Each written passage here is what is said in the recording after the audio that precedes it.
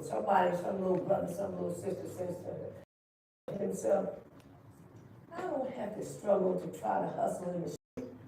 There is something else I can do when we will have ownership of ourselves, of our lives. We will be in control of our destiny. You will not control it anymore. And unless we're prepared to pick up the gun and take this whole nation on, we're going to have to do something to survive.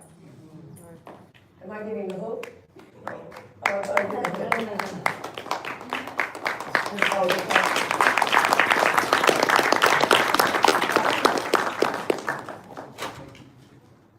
We're going to go ahead and open it up for questions. There's a mic coming around. All right, so I sat in on this twice because I love your stories and you're amazing. I'm from Grand Rapids, Michigan, birthplace of Emory Douglas, who was the cultural minister for the Panther Party. With your development, have you been able to bake in a way in which residents also are able to earn equity as the property value rises, as a way to continue to push on community wealth? Well, we don't even have the people in yet. Okay. So, the rents are very low, but I'm all for, rent to buy, whatever. I'm not big on ownership one way or the other, And the reason is this, it's a whole capitalist notion. I have to own this. This is my land. And I got a gun, I'm gonna take it from you anyway. I got a bulldozer. I'm a white boy with a bulldozer. You think you own something, Negro? Let me explain to you how fast that's getting ready to go. I just told you that 12 square blocks of West Oakland, right across the street from us, was taken over by the urban renewal program. All those people own their homes. All of them came up from Louisiana, from Texas, and bought their homes and worked hard and built up that street, called it Harlem West.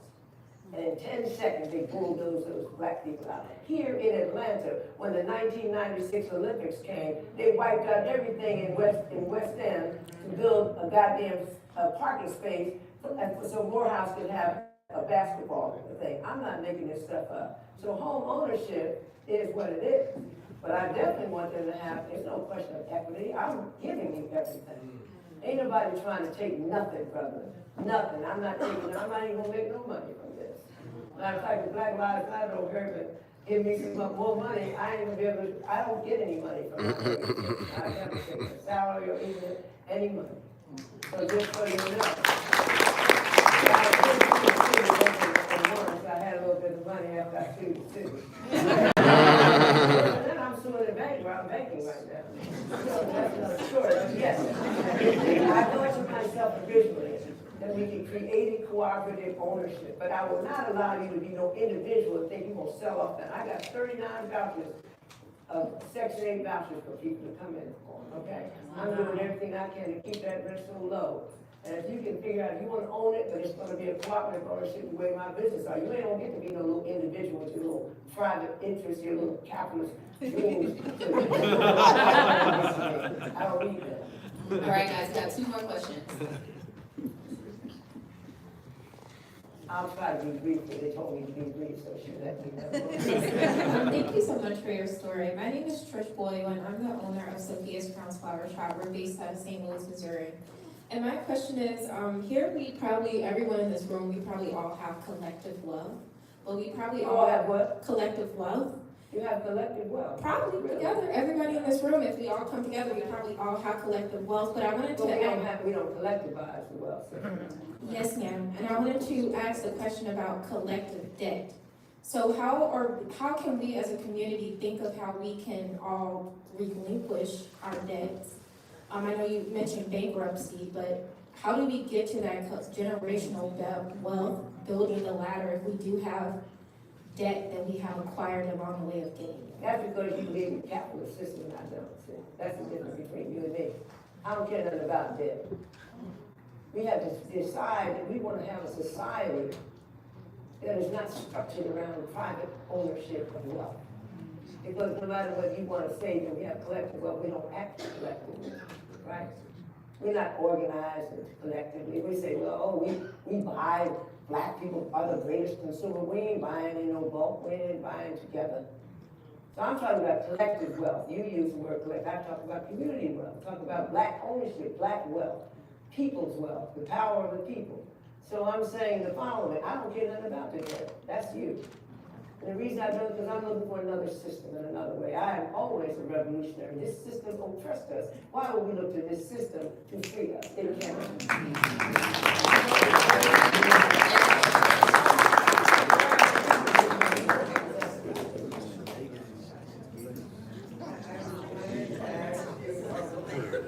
Good evening. I'm so honored to be here, and I started not to come to this session because I wasn't sure what to expect, but I kept an open mind. But I see you over there cheering now. Yeah, that's right, because you hit a whole lot of key points. We don't pull together, and that's our biggest problem. And the thing of it is, the system go for the weakest link, and they go from there. But I wanted to ask you about crowdfunding. What about crowdfunding in order to fund the businesses that you had mentioned, like basically selling shares, you know, in order to fund the business and get everything set up and everything. I'm sorry, I talk with my hands. So the question is, crowdsourcing. I understand what you have. Okay. How do you feel about? Listen, I'll take the money anywhere I can get it. I'm on the same route, okay? So let's start there. So crowdfunding, if it would work, we thought about it, and we still do think about it. In other words, if somebody can say to me, well, you can make, but remember, they gave me $1 million. For me to get $1 million for this, the people not believe in this. Which is that widely speaking. The people that have money. So I've been going in another way, but if I thought that I could get it that way, I'm not averse to any methodology. With the exception of hurting our people. Selling drugs to our people. I'm not for being in this bed with the CIA or the FBI or the police. They ain't gonna take no police. I don't even allow the police to come onto the property. I just want you to know you have a couple of rules here. I tell these people all the time, if you're on parole, please report it, because we cannot have the parole officer come here, because we're going to have a battle, because they cannot come to the building. You follow me? So I don't play with the police, but other than that, I think there's plenty of places. You know, I'm trying to go to China and get some Chinese money. The Chinese don't like it. When was the last time you went to the biggest banks in the world, all in China? They've been chased. All right, guys, there's a lot of questions. This will be the final question. Give me one more. Give me one more. Give me hands.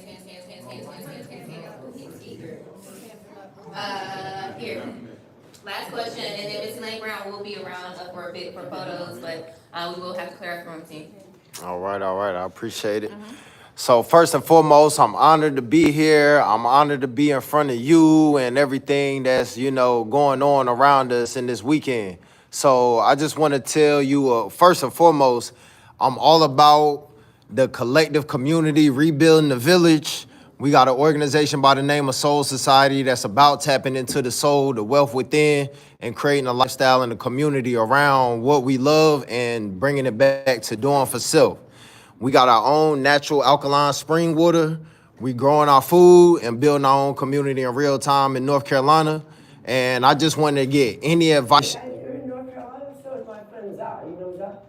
I don't, but I would like to connect. He's in Rock Hill. That's not far. I'm in Greensboro. Yeah, so Talk about it. I went to A&T. We can't have no more questions, so we'll talk about it offline. Absolutely. So any advice you have to organizing, doing for self, and just organizing a collective of people, especially through all the, I think it's a lot of trauma and healing that we need to aid and give service to. And a lot of time that trauma, those triggers come up when we are gathering groups of us. So just what advice as one that worked in movements and worked with collectives? Absolutely. Well, that works in movements. Yes, indeed. Yes, indeed. So yeah, just what advice do you have to ones that are looking to do for self, grow food, and organize a collective community? Well, there are two things I would say quickly. And one of them is that once you start something, it's like if you build it, they will come. So one True. of the things that people are like giving me praises for this stuff, but really nobody believed anything I was saying in the beginning. So we started to build it, and I'm going crazy now. How did we build it? You know, how did I do it? I just, you know, I asked you 5, 10, this is a 10-year operation. You know, I got to live to tell the story, you know, and that's it. I just Beautiful. stay alive. And to be very serious with you, I tell people all the time, it's not you, the only way you're gonna stop me is to kill me. You ain't even bad enough to do that. Look how old my ass is. I live too long anyway, right? You ain't really got too much to hold over on me. Right? For sure. So you gotta be committed to it. And Absolutely. People sense that, they really do. And those that will come along will come along. I had to talk to these brothers and sisters. I mean, the resistance is pathetic. The attitude of the people coming out to join. Well, why are you telling me what to do? Oh, I'm not the prison guard. Take your ass somewhere else then. You know, you want to play with me like you're talking to a white boy or Miss Ann or something? I'm trying to build something. You know that? But healing is a thing that I did not think about. It was something I didn't consider. And I'm working with a brother now from an organization called Boston in Oakland called Building Opportunities for Self-Sufficiency, and he has a new trauma center. Because what we came to realize is a lot of the people coming out of the prison especially have been so traumatized. I mean, prison is just barbaric. Let's face fact. My boy was 13 years, 14 when he hit a prison, an adult prison here in Georgia called, he was in Reedsville. He was in, what was the place called? I forgot. They turned it into a women's prison. It was so violent. So prison is horrible. And so the trauma you're talking about, I don't know how to address that. But one thing I do know is once I opened up the doors and I offer money to people, not no stipend. I'm talking about you got to work and help me to build this business, then you can own it. But they're not putting any money in, they're putting in sweat.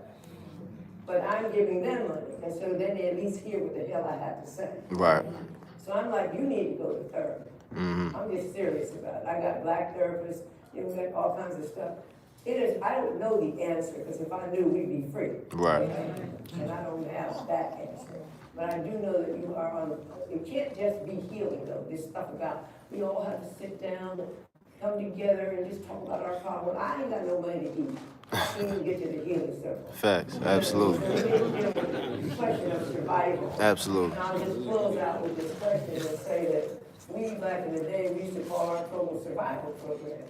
And we said, they operated under the banner, under the slogan, survival pending revolution. This is just temporary. This ain't even nothing. It's something, but it ain't nothing. So we still suffer. It's a model.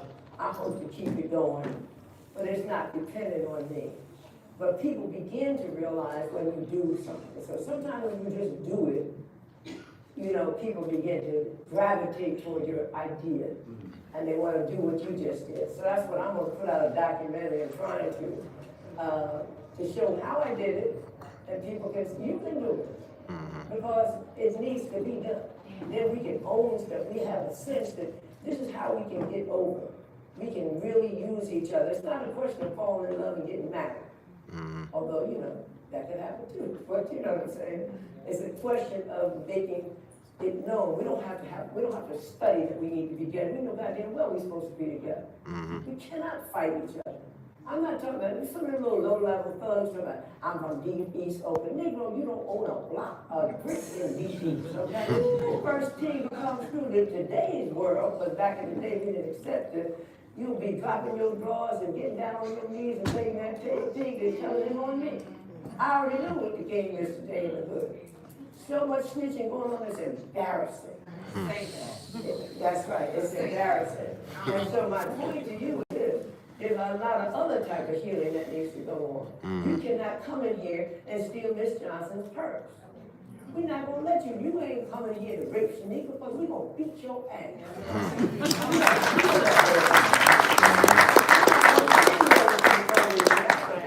But you get better off in jail. What you call the greater fear. So sometimes the healing has to come some different kinds of ways. We can't allow ourselves to keep on killing each other. And plus, we're too stupid because there's not even no money in it. Okay. So, you're right though, healing is so important because I have a boy that did 27 years in prison from 13 years old, and he is totally traumatized. He grew up in a crack house at 8 years old. He went through hell, he was slinging dope on the street at 11. We know that happened, but we didn't come to see about it, so he ended up in the Bluff. If you know Atlanta, you know where the Bluff is. Everybody's selling every dope in the world. Now, you know the police are involved in it. Somebody shook your head. So you know, if he could sell dope at 13 years old, 12 years old in the Bluff, the police must have known something about it. Okay, so a lot of black police officers here in Atlanta. But anyway, that's another story. You are right. Healing is important for us, but it has to be with some other kind of thing. It can't just be conversation. Right. It's got to be like, what can we do? How do we move an agenda? Right, My yeah. agenda for now is that we got to build enough wealth so we have the power to resist the continuing oppression that we keep on suffering. We be so bad, everybody say, oh no, don't mess with them. Last night we waited for Beyonce to show up or something. Anyway, so, thank you for that question, and what you're doing, and I do know this brother in Rock Hill. You know who Rock Hill is? Yeah, it's not far from Greensboro where I'm at. Yeah, so he's there, and he's got a similar program. And I work with him on, he does all the things for my websites and things. Okay. I'm gonna make sure I come connect with you and get his connection. And I'll let you connect with him, he's a good brother, ZAH. All right, I appreciate it. Thank you, everyone.